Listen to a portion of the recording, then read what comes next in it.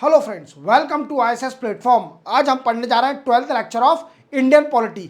जैसे कि मैंने आपसे बोल के रखा है कि मैं आपको पूरी इंडियन पॉलिटी करा रहा हूँ in the form of MCQ, जिसमें आपको अल्टरनेट डे पर एक लेक्चर मिलेगा जिसमें 20 एमसीक्यू होंगे और आपको हर एस्पेक्ट से पढ़ाया जाएगा जिससे आपकी इंडियन पॉलिटी स्ट्रांग हो जाए। क्लियर? वीडियो स्टार्ट करते हैं विदाउट वेस्टिंग टाइम। देखो, ये वीडियो 3 बजे आता है, दिन में 3 बजे। जैसे आज आया है तो ये डे आफ्टर टुमारो 3 बजे आएगा। क्लियर? और इसके सारे लेक्चर, रिमेनिंग लेक्चर जो 11 लेक्चर हैं, इस वीडियो के डिस्क्रिप्शन में मिल जाएंगे। तो स्टार्ट से देखो, फर्स्ट लेक्चर से 12th पे मत आओ, डायरेक्ट चलते पढ़ेंगे। आज हम पढ़ेंगे सिटीजनशिप।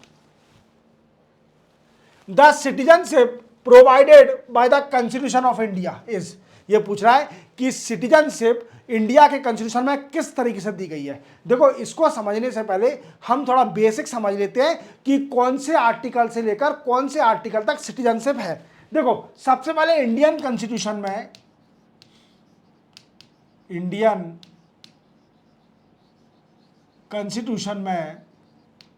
आर्टिकल नंबर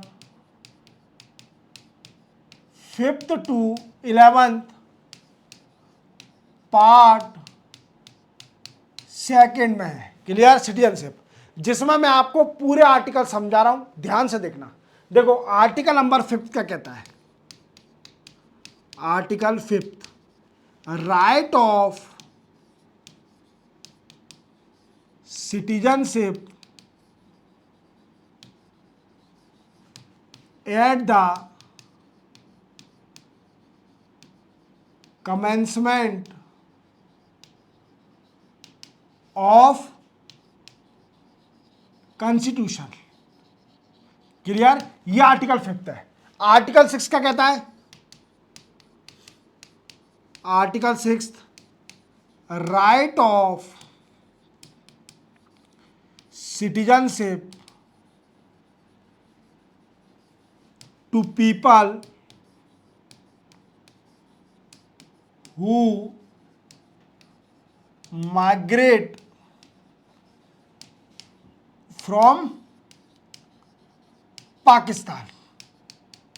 देखो, आर्टिकल 5 क्या कहता है कि जैसे हमारा कॉन्स्टिट्यूशन जब से स्टार्ट हुआ था 26 जनवरी 1950 से, उससे पहले जो भी सिटीजन हैं उन सभी को सिटीजनशिप दी जाएगी इंडिया की। क्लियर? ये 5th आर्टिकल कहता है। 6 का कहता है, मानिए eight the time of commencement of the constitution कोई पर्सन पाकिस्तान से आके इंडिया में सेटल हो जाता है तो वो किससे डील करेगा। वो करेगा आर्टिकल नंबर 6 से डील। क्लियर? चलते पढ़ेंगे। आर्टिकल नंबर 7, आर्टिकल नंबर 7 कहता है, right of citizenship to people migrate to Pakistan. ये समझना, फ्रॉम और टू में अंतर है। जहां फ्रॉम है यहां टू है। मतलब आर्टिकल नंबर 7 कहता है कि अगर कोई भी सिटीजन है इंडिया का, वो पाकिस्तान सेटल हो जाता है इवन आफ्टर, फिर रिटर्न बैक आता है पाकिस्तान से इंडिया में सेटल होने के लिए, तो वो कौन से आर्टिकल से डील करेगा। 7 आर्टिकल से। चलते आगे। Article number 8, article number 8 deal करता है, राइट ऑफ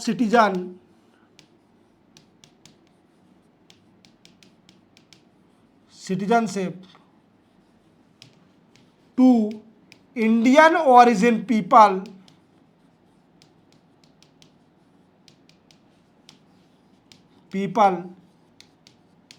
लिविंग इन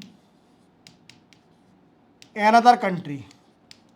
अगर कोई भी हमारा इंडियन सिटीजन है, इंडियन ओरिजिन का सिटीजन है, और वो कोई दूसरी कंट्री में रह रहा है, तो वो किस आर्टिकल डील करेगा। आर्टिकल नंबर 8 से डील करेगा। चलते अपन। आर्टिकल नंबर 9 क्या कहता है। आर्टिकल नंबर 9 कहता है, people voluntary acquire citizenship of other country shall not be citizens of India. Clear? मानिए किसी पर्सन ने एक किसी दूसरी कंट्री की सिटीजनशिप ले ली है तो वो इंडिया का सिटीजनशिप नहीं रहेगा, क्योंकि क्या है, हमारी कंट्री में रूल है कि कोई भी हमारे इंडिया का सिटीजन वो 2 सिटीजनशिप नहीं ले सकता। क्लियर? ये किससे डील करेगा? आर्टिकल नंबर 9 से। चलते अपन आर्टिकल नंबर 10 रफ कर दो, इसको देख लो आप एक बार। चलते हैं आर्टिकल नंबर 9 हो गया। आर्टिकल नंबर 10 क्या है? आर्टिकल नंबर 10, एनी सिटीजन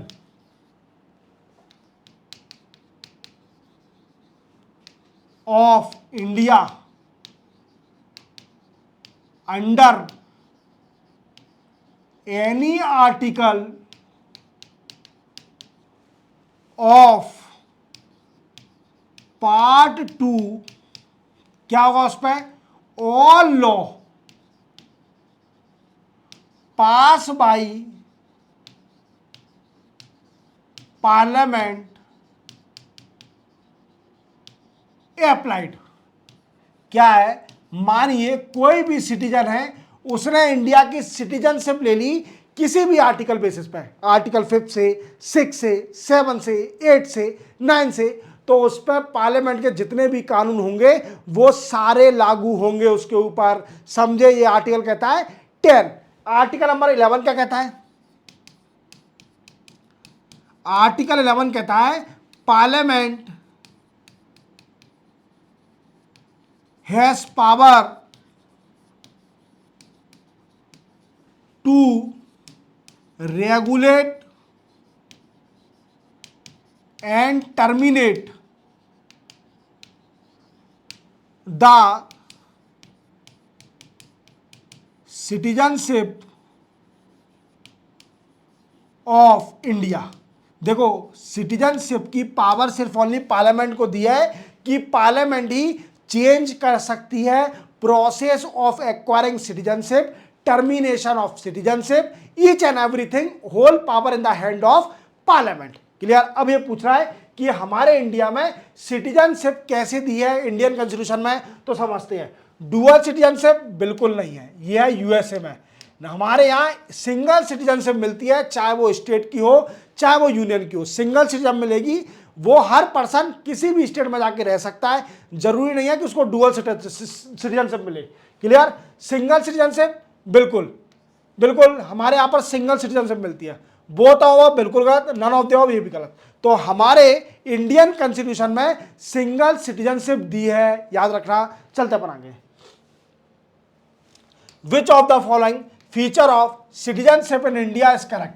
कौन सा फीचर इसमें सही है? देखो, dual citizenship of the state and nation, गलत। ऐसा नहीं है, हमारे यहाँ पर सिंगल सिटीजनशिप होती है स्टेट में भी और नेशन में भी। ऐसा नहीं है कि डुअल मिलेगी, स्टेट की अलग मिल रही है, नेशन की अलग मिल रही है, ऐसा नहीं है। Then after single citizenship of a state, नहीं, स्टेट की नहीं है, हमारे यहाँ पर नेशन स्टेट दोनों की सिंगल सिटीजनशिप है। Clear? Single citizenship of whole of India, बिल्कुल राइट। पूरे इंडिया की हमको एक ही सिटीजनशिप मिलती है। Clear? Dual citizenship of India and other country, गलत। हमारी कंट्री में ऐसा है कि कोई भी पर्सन दूसरी कंट्री की सिटीजनशिप नहीं ले सकता। अगर वो दूसरी कंट्री की सिटीजनशिप ले लेता है तो उसकी सिटीजनशिप इंडिया की टर्मिनेट हो जाएगी ऑलरेडी, ऑटोमेटिकली। क्लियर? चलते अपन आगे। India citizenship can not be obtain by, Indian citizenship कैसे नहीं ली जा सकती? देखो, बर्थ से ली जा सकती है, नेचुरलाइजेशन से ली जा सकती है, absorbing any part of land, बिल्कुल, बट ये नहीं है depositing money in Indian bank. ये कुछ कंट्रियों में है कि अगर बैंक में कुछ पैसा डिपॉजिट करते हो तो आपको सिटीजनशिप मिल जाती है। जैसे छोटे छोटे आइलैंड है, ये अलाउ करते हैं इन्वेस्टमेंट के लिए। क्या करते हैं, अगर कुछ इन्वेस्टमेंट करते हो तो आपको सिटीजनशिप मिल जाएगी। इवन यूएसए में भी है ऐसा कि अगर कोई फॉरेनर इन्वेस्टर $500 मिलियन इन्वेस्ट करता है तो उसको सिटीजनशिप मिल जाती है यूएसए की। क्लियर? ये हमारे इंडिया में नहीं है, उसको नहीं है। उसको हमारे यहाँ पर सिर्फ और ये रूल है कि बर्थ से मिल सकती है, डिसेंट से मिल सकती है, नेचुरलाइजेशन से मिल सकती है, देन आफ्टर रजिस्ट्रेशन से मिल सकती है। और क्या है कि अगर कोई भी we can say incorporate any territory in India, अगर मानिए कोई भी फॉरेन टेरिटरी है वो इंडिया में जुड़ गई है तो उसके सारे लोगों को सिटीजनशिप मिल जाएगी इंडिया की ऑटोमेटिकली। क्लियर? तो पैसा जमा करने का खेल नहीं है हमारे यहां पर। Who among the following is not eligible for registration as overseas citizen of India card holder under citizenship amendment act 2015? ये पूछ रहा है कि अगर कोई भी पर्सन, जैसे अभी 2015 में अमेंडमेंट हुआ था, सिटीजनशिप अमेंडमेंट एक्ट हुआ था, पास हुआ था, जिसमें यह बताया गया था कि ओवरसी ओसीआई कार्ड, जिसको ओवरसी कार्ड ऑफ इंडिया बोलते हैं, ये कार्ड कौन कौन सी प्रोसेस मिल सकता है और किससे नहीं मिल सकता है, ये बताना है इसके अंदर। देखो ये क्या है, a minor children whose parent are in Indian citizen, उसको मिल जाएगा ओसीआई, बिल्कुल। Spouse of foreign origin of a Indian citizen, बिल्कुल। अगर जैसे कोई भी इंडियन सिटीजन है, उसने किसी फॉरेन से शादी कर ली तो उसको भी सिटीजनशिप मिल जाएगी इंडिया की। क्लियर? Indian who migrate to Pakistan after partition, नहीं, इसको नहीं दिया जाएगा। पाकिस्तान हमारी एनिमी कंट्री है, इसलिए इसको नहीं दिया जाता OCI card. Clear? A great grand child of a person who is citizen of another country but whose grand parent were a citizen of India at the time of commencement of the constitution, बिल्कुल right, ये भी सही है। क्या है कि मानिए किसी आदमी का या पर्सन का कोई पोता है, और क्या है कि ये जो पर्सन है ये पहले eight the time of commencement of the constitution ये सिटीजन था इंडिया का। क्लियर? सिटीजन था। अब क्या है कि इसका जो पोता है वो फॉरेन कंट्री में रहता है और फॉरेन कंट्री की सिटीजनशिप लेके रखा है। अब अगर वो अप्लाई करेगा इंडिया के अंदर सिटीजनशिप के लिए, ओसीआई कार्ड के लिए, तो उसको मिल जाएगी, क्योंकि क्या है उसके ग्रैंड पेरेंट है, वो क्या है eight the time of commencement of the constitution वो सिटीजनशिप थे, इंडिया के सिटीजन थे, इसलिए उसको वो उसके अंदर जीन है कि हाँ भाई तू इंडिया का खून है। क्लियर? चलते बनाएंगे। Which country accept the policy of dual citizenship? देखो ये पूछ रहा है कि डुअल सिटीजनशिप ये पॉलिसी किस कंट्री ने फॉलो करके रखी है। तो देखो इंडिया में सिंगल है, बिल्कुल। कनाडा में भी सिंगल है, ऑस्ट्रेलिया में सिंगल है, यूएसए में डुअल है। यूएसए में क्या होता है कि नेशन की भी सिटीजनशिप मिलती है और स्टेट की सिटीजनशिप मिलती है। जैसे आप जानते हो कि यूएसए में 50 स्टेट है। कितनी है? 50 स्टेट है। तो जो भी सिटीजन होगा उसको अपनी स्टेट की सिटीजनशिप भी मिलेगी, क्योंकि क्या है जो यूएसए में स्टेट है ये एग्रीमेंट से है। क्या है? एग्रीमेंट से जुड़ी हुई है, इन्होंने एग्रीमेंट साइन किया है। और यूएसए में यही बोला जाता है indestructive of union and indestructive of state also. Clear? ये दो चीज बोली जाती है, समझे मेरी बात को। और हमारे इंडिया में क्या है? इंडिस्ट्रक्टिव ऑफ यूनियन और डिस्ट्रक्टिव ऑफ स्टेट। ये मैंने बताया था कि bifurcation of state, 11th lecture देख लेना। बाइफरकेशन ऑफ स्टेट, ये पावर किसके पास है? पार्लियामेंट के पास। क्या है कि पार्लियामेंट किसी भी स्टेट को डिवाइड कर सकती है अंडर आर्टिकल नंबर 3, याद रखना। चलते बनाएंगे। Who which of the following is competent to prescribe condition to acquisition of the citizenship? देखो ये पूछ रहा है कि बताइए किसके पास पावर है ये कंडीशन देने की कि कौन सा पर्सन कब सिटीजनशिप ले सकता है। डेफिनेटली अंडर आर्टिकल नंबर 11 में क्या है? पार्लियामेंट को पावर दिया है। अंडर आर्टिकल 11 में पार्लियामेंट को पावर दिया है कि parliament has a power to regulate और terminate the citizenship of India. चलते बनाएंगे। Who among the following has the exclusive power of determining the issue of citizenship in India? अब ये से वही क्वेश्चन पूछ रहा है। देखो मैंने बताया था under article number 11, under article 11 क्या है कि सिटीजनशिप की पावर रेगुलेट करने की किसके पास है? पार्लियामेंट के पास। किसके पास? पार्लियामेंट के पास। और इसमें ऑप्शन में देखते हैं, देखो कोर्ट नहीं है, प्रेसिडेंट नहीं है, लोकसभा नहीं है, नन ऑफ द अबव इसका आंसर, क्योंकि इसका आंसर है पार्लियामेंट। याद रखोगे, ये प्रीवियस में बता चुका हूं under article number 11। How many year does a person of Indian origin need to reside in India to become a citizen of India under the citizenship act 1955? देखो सबसे पहला एक्ट पास हुआ था 1955 में। इस एक्ट के हिसाब से किसी पर्सन को इंडिया का सिटीजन बनने के लिए कितने साल इंडिया में रहना पड़ेगा? तो वो है 7 साल। 7 ईयर तक इंडिया में रहना पड़ेगा अंडर सिटीजनशिप एक्ट 1955 के हिसाब से, कि अगर कोई भी पर्सन इंडिया का सिटीजन बनना चाहता है तो उसको 7 साल इंडिया में पहले रहना पड़ेगा। चलते बनाएंगे। With what subject does article 5 to 11 of the constitution of India deal? देखो आर्टिकल मैंने बताया था 5 to 11 सिटीजनशिप से डील करते हैं। किससे डील करते हैं? सिटीजनशिप से। और कौन सा पार्ट है? Part number 2। याद रखना। चलते बनाएंगे। In which part of the constitution detail of the citizenship are mention? देखो सिंपल है, फिर से बता रहा हूं, पार्ट नंबर 2। कौन सा है? Part number 2। तो मुझे लगता है कि अब आपको पूरा सिटीजनशिप, एक एक क्वेश्चन आपको समझ में आ गया होगा।